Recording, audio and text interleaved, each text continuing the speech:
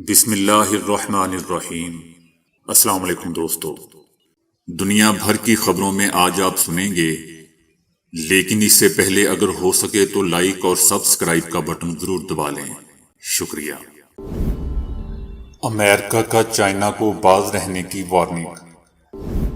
روسی حملوں پر نیٹو کا بڑا اقدام۔ 81 افراد کو سزائے موت کیوں دی؟ ایران۔ یوکرین کے مفتی اعظم کی مسلمانوں سے اپنی سرزمین کی دفاع کے لیے اپیل۔ طالبان کی جانب سے 50,000 روپے ماہانہ تنخواہ جبکہ اشرف غنی کی حکومت میں 9 لاکھ روپے۔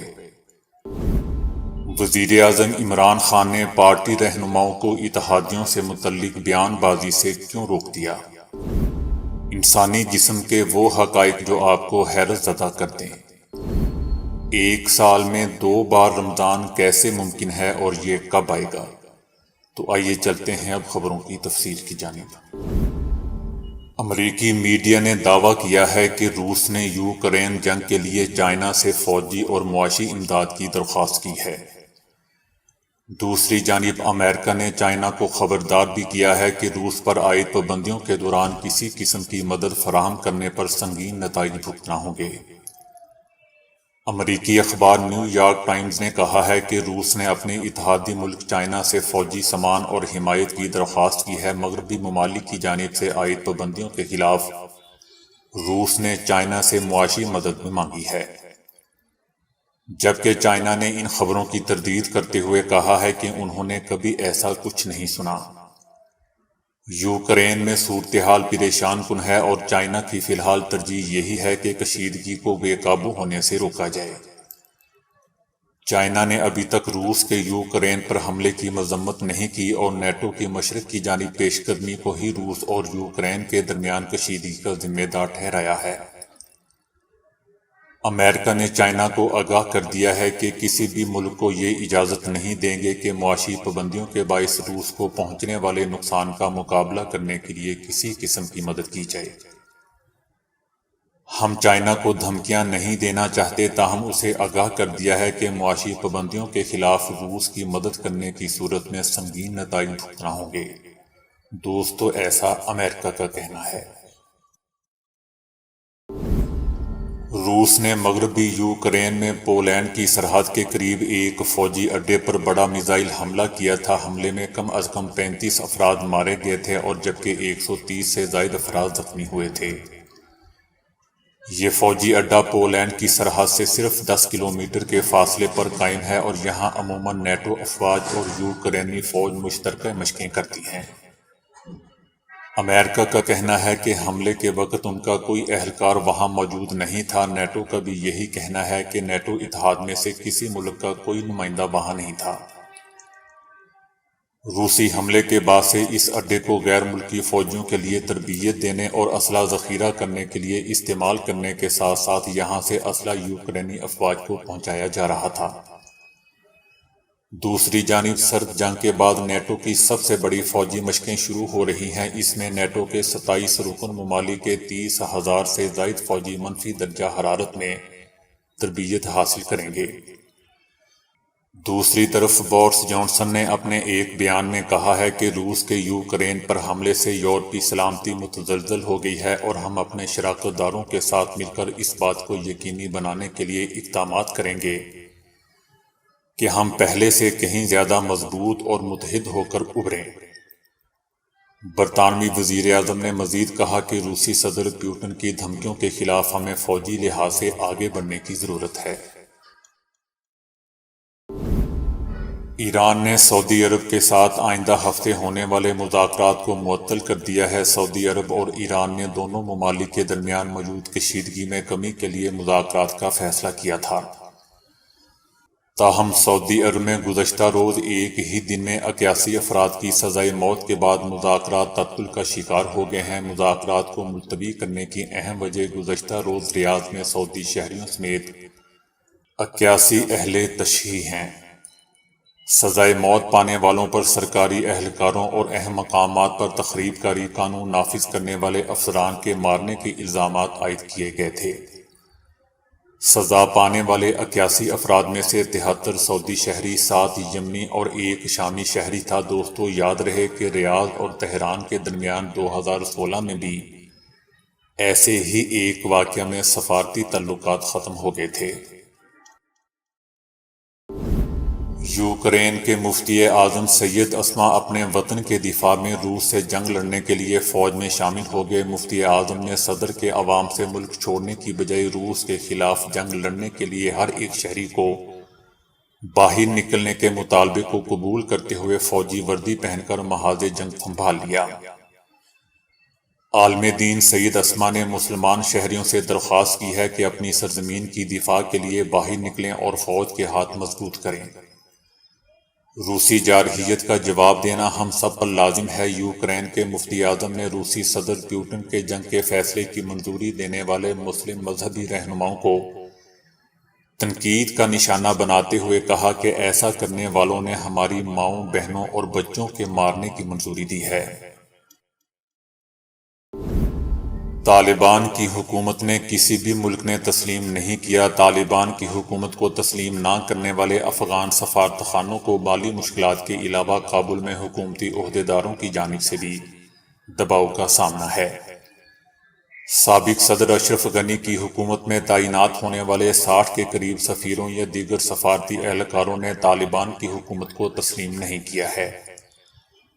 اٹلی میں افغان سفیر خالد ذکریہ نے بتایا کہ طالبان انتظامیہ نے انہیں بھی آمادہ کرنے کی کوشش کی ہے کہ سفارتخانہ نئی افغان حکومت کے لیے کام کرے، تاہم انہوں نے انکار کر دیا ہے۔ میرا جواب تب تک یہی ہوگا جب تک افغانستان میں ایک جامع نمائندہ حکومت نہ قائم ہو جس کا طالبان بھی حصہ ہوں۔ یاد رہے دوستو کہ ابھی تک کسی بھی ملک نے طالبان کی حکومت کو باقاعدہ طور پر تسلیم نہیں کیا، اور عالمی برادری کشمکش کا شکار ہے کہ افغانستان کے نئے حکمرانوں کے ساتھ کس نوعیت کے سفارتی تعلقات رکھے جائیں۔ انسانی امداد کے فروغ اور بین الاقوامی سطح پر صورتحال مستحکم کرنے میں سفارتخانوں کا بہت اہم کردار ہوتا ہے۔ اکثر افغان سفارتخانوں میں عملے کو ستمبر سے تنخواہیں نہیں ملی ہیں۔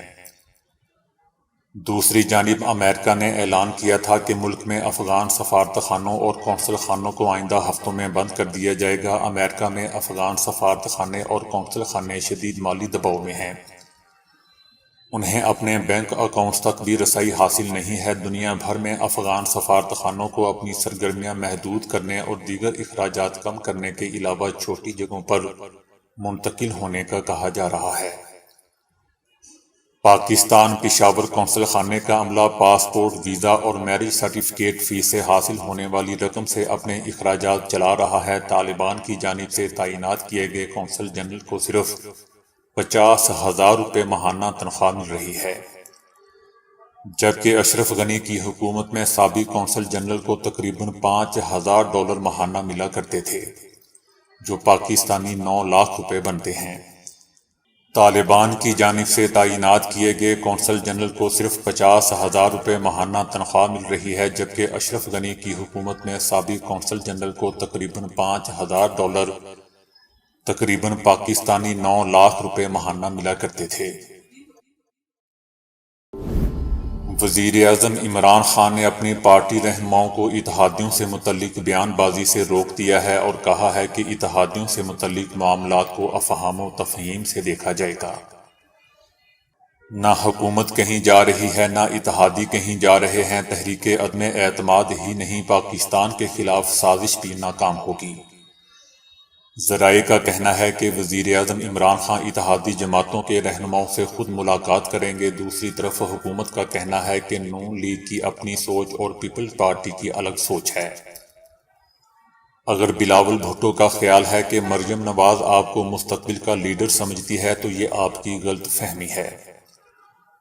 بلاول بھٹو زرداری نے الیکشن کمیشن اور سپریم کورٹ سے مطالبہ کیا ہے کہ عدم اعتماد میں اپنا کردار ادا کریں۔ یہ حلف سے روگردانی ہے کہ عمران خان تقاریر کریں۔ جب بلاول اور بلاول کے ابو نوٹوں کے تھیلے لیے ممبران کے دروازوں پر جا کر کہہ رہے ہیں کہ اپنی وفاداریاں تبدیل کریں تو یہ حلف سے روگردانی نہیں ہے۔ آئین کی روح کو بلاول اور بلاول کے والد متاثر کر رہے ہیں۔ ان غیر آئینی ہتھ کنڈوں سے باز رہیں، مت بھولیے کہ اس میں ایسے لوگ بھی ہیں جنہوں نے ہمیں آ کر بتایا ہے کہ آپ ان کے ساتھ کیا گفتگو کر رہے ہیں۔ ہم اپنے اتحادیوں پر مکمل اعتماد کرتے ہیں، وہ بہت واضح دار لوگ ہیں، انہوں نے ہر مشکل وقت میں ہمارا ساتھ دیا ہے، وہ اپوزیشن کی سب چالوں کو سمجھتے ہیں اور تجربہ کار سیاستدان ہے، کسی بہکاوے میں نہیں آئیں گے۔ آصف علی زرداری اور بلاول بھٹو لوگوں کو خریدنے کے لیے رابطے کر رہے ہیں۔ حکومت کا مزید کہنا تھا کہ آپ کا نہ نظریہ، نہ قیادت اور نہ منشور ایک ہے۔ پاکستان کا ہر ذی شعور شہری سمجھ چکا ہے کہ اس بولی الائنس کا مقصد عمران خان کو ہٹانا ہے۔ لوگ اس بات کی تہ تک پہنچ چکے ہیں کہ آپ عمران خان سے خوف زدہ کیوں ہیں۔ آپ کو حیرت ہوگی یہ جان کر کے دماغ دن کی نسبت رات کو زیادہ متحرک ہوتا ہے۔ سونے کے دوران ہمارا جسم سو رہا ہوتا ہے مگر دماغ متحرک ہوتا ہے، اور ہمیں اچھے یا برے خواب دکھانے کے علاوہ وہ ہماری یادداشت اور قابلیتوں کو بھی مضبوط کر رہا ہوتا ہے۔ ہمارا دماغ زیادہ تر پانی پر ہی مشتمل ہوتا ہے۔ دماغ کے خلیوں کو جسم کے باقی خلیوں سے ڈبل انرجی چاہیے ہوتی ہے، اور یہ انرجی پانی مہیا کرتا ہے۔ آپ کا جسم پانی کی کمی کا شکار نہیں ہوتا، اس وقت دماغ کے خلیے بہترین کام کرتے ہیں، اور آپ پانی پینے کے بعد چاق و چوبند اور توانائی محسوس کرتے ہیں۔ ہمارا دل خون کو 30 فٹ تک پمپ کر کے پھینکنے کی صلاحیت رکھتا ہے، اور یہ پریشر خون کو آپ کے سارے جسم میں دوڑاتا ہے۔ ماں کے پیٹ میں زیادہ تر بچوں کی آنکھوں کا رنگ نیلا ہوتا ہے، اور وقت کے ساتھ ساتھ پیدائش کے پہلے چند ہفتوں میں اپنے ڈی این اے کے آنکھوں کے رنگ سے ملنا شروع کر دیتا ہے۔ ہماری جلد کے 1 انچ میں 32 ملین بیکٹیریا دینگا مشتی کرتے ہیں، جنہیں آپ خوردبین سے دیکھ بھی سکتے ہیں، مگر ان میں سے زیادہ تر بیکٹیریا آپ کی جلد کے لیے مفید ہوتے ہیں۔ انگلیوں یا انگوٹھوں کی طرح ہر زبان کا بھی اپنا علیحدہ پرنٹ ہوتا ہے، اور مجرم اگر جرم کرتے وقت زبان کا استعمال کرے، یعنی کسی چیز کو چاٹ لے، تو اس سے مجرم کی شناخت ہو سکتی ہے۔ آپ کا کمرہ جتنا زیادہ ٹھنڈا ہوگا یا آپ کا پیٹ جتنا زیادہ بھرا ہوگا، برے خواب آنے کے چانسز اتنے ہی زیادہ بڑھ جائیں گے۔ دائیں ہاتھ سے کام کرنے والے بائیں ہاتھ سے کام کرنے والوں کی نسبت روڈ ایکسیڈنٹ کا زیادہ شکار ہوتے ہیں، کیونکہ وہ سیدھے ہاتھ کے سسٹم میں مشکل محسوس کر رہے ہوتے ہیں۔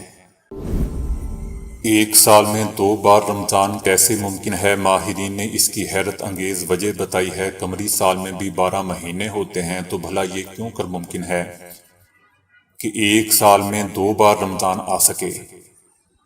لیکن ماہرین کے مطابق ایسا ممکن ہے، بلکہ ماہر فلکیات نے تو ایسے خوش نصیب سال کا پتہ بھی لگا لیا ہے جس میں رمضان المبارک 2 بار آئے گا۔ ایک سال میں 2 بار رمضان آنے کی وجہ قمری سال کا شمسی سال کے مقابلے میں 11 سے 12 دن کم ہونا ہے۔ اس طرح حساب لگایا جائے تو 2030 میں پہلا رمضان جنوری اور دوسرا رمضان شمسی سال کے آخری مہینے دسمبر میں پڑے گا۔ ہر سال رمضان پچھلے رمضان کے مقابلے میں 10 دن پہلے شروع ہوتا ہے، اسی وجہ سے 2030 میں رمضان المبارک 2 بار آ سکے گا۔ اٹلی میں ایک گاؤں میں سال میں 3 مہینے تک گپ اندھیرا رہتا تھا، جس سے نجات پانے کے لیے اس گاؤں کے لوگوں نے اپنا ہی ایک سورج تیار کر لیا۔ ویگا نیلا نامی یہ گاؤں بلند اور بالا پہاڑوں پر گرا ہوا ہے، جس کی وجہ سے مسلسل 3 ماہ تک سورج کی روشنی سے محروم رہتا ہے۔ اب اس گاؤں کے لوگوں نے ایک پہاڑ کی چوٹی پر دیو قامت آئینہ لگا دیا ہے، جو سورج کی روشنی کو منعکس کر کے گاؤں کی طرف موڑتا ہے۔ اس پر 1 لاکھ یورو لاگت آئی ہے۔ برطانوی ڈاکٹر کرن راج نے بتایا کہ اس گاؤں میں نومبر سے فروری تک اندھیرا چھایا رہتا ہے۔ سورج کی روشنی کی کمی کی وجہ سے اس گاؤں کے لوگوں کے مزاج، نیند، توانائی اور حتیٰ کہ مجموعی صحت انتہائی متاثر رہتی تھی، اس لیے ان لوگوں نے اپنا ہی سورج ایجاد کر لیا۔ فضائی سفر کے دوران مسافر عموماً ایک دوسرے کے ساتھ سیٹوں کا تبادلہ کر لیتے ہیں، تاہم اب ایک پائلٹ نے اس حوالے سے مسافروں کو خبردار کر دیا ہے اور ٹیک آف سے قبل سیٹ تبدیل کرنے کے ایک خوفناک انجام سے آگاہ کر دیا۔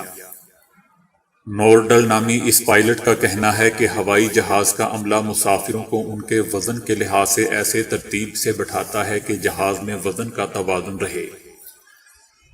اس کا کہنا تھا کہ اگر مسافر ٹیک آف سے قبل ہی ایک دوسرے کے ساتھ سیٹیں تبدیل کرتے ہیں تو اس سے جہاز میں وزن کا توازن بگڑ جاتا ہے جو حادثے کا سبب بنتا ہے اور جہاز گر کر تباہ بھی ہو سکتا ہے۔ اس کا کہنا تھا کہ خود میرے ساتھ ایک ایسا واقعہ پیش آ چکا ہے۔ ایک پرواز میں 4 مسافروں نے فضائی عملے کی طرف سے دی گئی سیٹیں ٹیک آف سے پہلے ہی چھوڑ دی تھی اور دیگر جگہوں پر خالی پڑی سیٹوں پر جا کر بیٹھ گئے تھے۔ پائلٹ کا کہنا تھا کہ جب میں نے ٹیک آف کیا اور طیارے کو موڑا تو مجھے طیارہ بہت ہی بھاری محسوس ہوا۔ یہ ایک خطرناک صورتحال تھی جس کا اندازہ مجھے رن وے پر ہی ہو گیا تھا، لیکن رن وے بہت چھوٹا تھا اور طیارہ رک نہیں سکتا تھا، لہٰذا ٹیک آف کرنا ناگزیر ہو گیا۔ تاہم ٹیک آف کے فوری بعد مجھے ہنگامی لینڈنگ کرنی پڑ گئی تھی۔ اگر میں ایسا نہ کرتا تو طیارے کو حادثہ پیش آنا یقینی تھا۔ پولینڈ کی 2 کمپنیوں نے باہمی اشتراک سے ایسا تارپول تیار کر لیا ہے جس میں سے خوشبو آتی ہے اور سڑک بنانے والے کارکنان کو ایک خوشگوار احساس ہوتا ہے۔ ان کمپنیوں کا کہنا ہے کہ سڑکیں بناتے دوران عام استعمال ہونے والے تارپول میں اگرچہ کچھ خاص مضر اجزاء نہیں ہوتے، لیکن گرم تارپول سے اٹھتی ہوئی بدبو وہاں کام کرنے والے مزدوروں اور دوسرے کارکنان مسلسل ایک ناگوار احساس میں مبتلا رہتے ہیں۔ نئے تارپول میں ایسے قدرتی اور مصنوعی خوشبودار تیل ملائے گئے ہیں جو ایک طرف تارپول کی بدبو ختم کرتے ہوئے اسے خوشبودار بناتے ہیں اور دوسری جانب وہ تارپول کی مضبوطی اور پائیداری بھی متاثر نہیں ہونے دیتے۔ سڑک بنانے والے کارکنوں کا کہنا تھا کہ انہیں پھولوں جیسی خوشبو والے ماحول میں کام کرتے ہوئے بہت ہی مزہ آ رہا تھا۔ بیوڈی میکس کمپنی کا کہنا ہے کہ تارپول کو خوشبودار بنانے والے یہ اجزاء بہت جلد بڑے پیمانے پر فروخت کے لیے پیش کر دیے جائیں گے اور اس کے بعد ہماری سڑکیں پھولوں کی طرح مہکیں گی۔ لیکن دوستو، کمپنی نے یہ نہیں بتایا کہ اگر پاکستان کی سڑکوں کی طرح کبھی گٹر کا پانی جمع ہو جائے تو کیا وہ پھر بھی مہکیں گی؟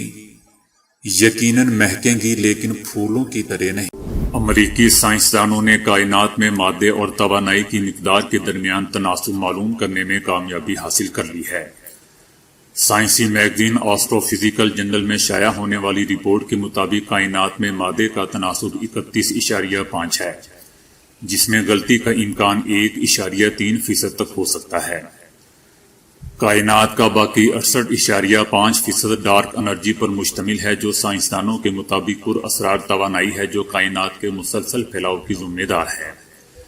یونیورسٹی آف کیلیفورنیا کے سائنسدان محمد عبداللہ کے مطابق نئی تحقیق سے یہ بات سامنے آئی ہے کہ کائنات کا وہ حصہ جس کو ہم دیکھ سکتے ہیں اس میں مادے کی مقدار ہمارے سورج میں موجود مادے کی کیمیا سے 66 بلین ٹریلین گنا زیادہ ہے۔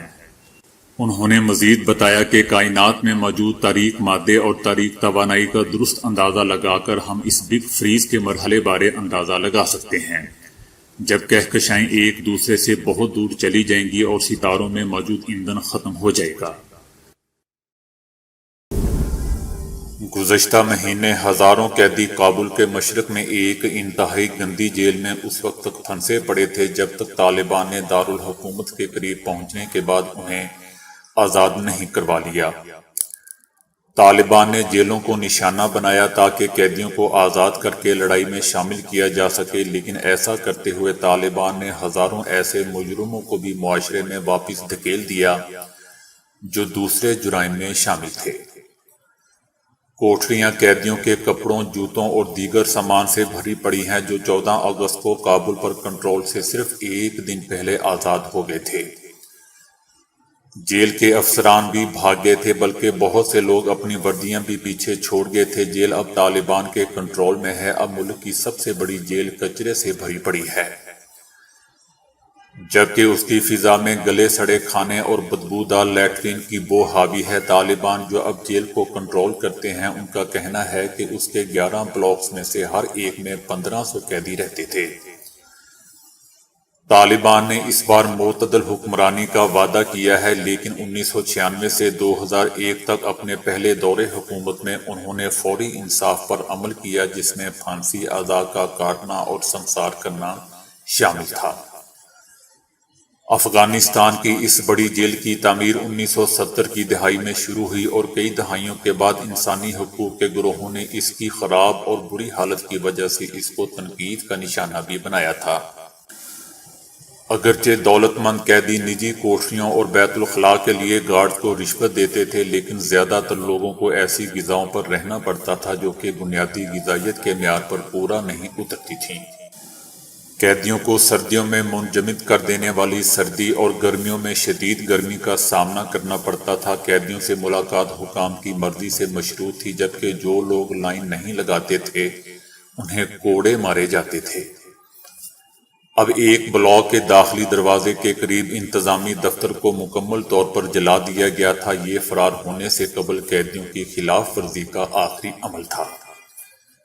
سابق گارڈز کی ٹوپیاں، گرے شرٹس، پتلونیں، جوتے اور ہیلمٹ اس وقت لاوارث پڑی ہوئی ہیں۔ 33 سالہ طالبان جنگجو مولوی عبدالحق مدنی، جو اب اس جیل کی حفاظت کر رہے ہیں، اسے خالی دیکھ کر خوش ہیں۔ انہوں نے کہا کہ یہ ایک خوفناک جگہ تھی۔ تو دوستو، ابھی کے لیے اتنا ہی۔ ویڈیو کو لائک اور شیئر کرنے کا بہت بہت شکریہ۔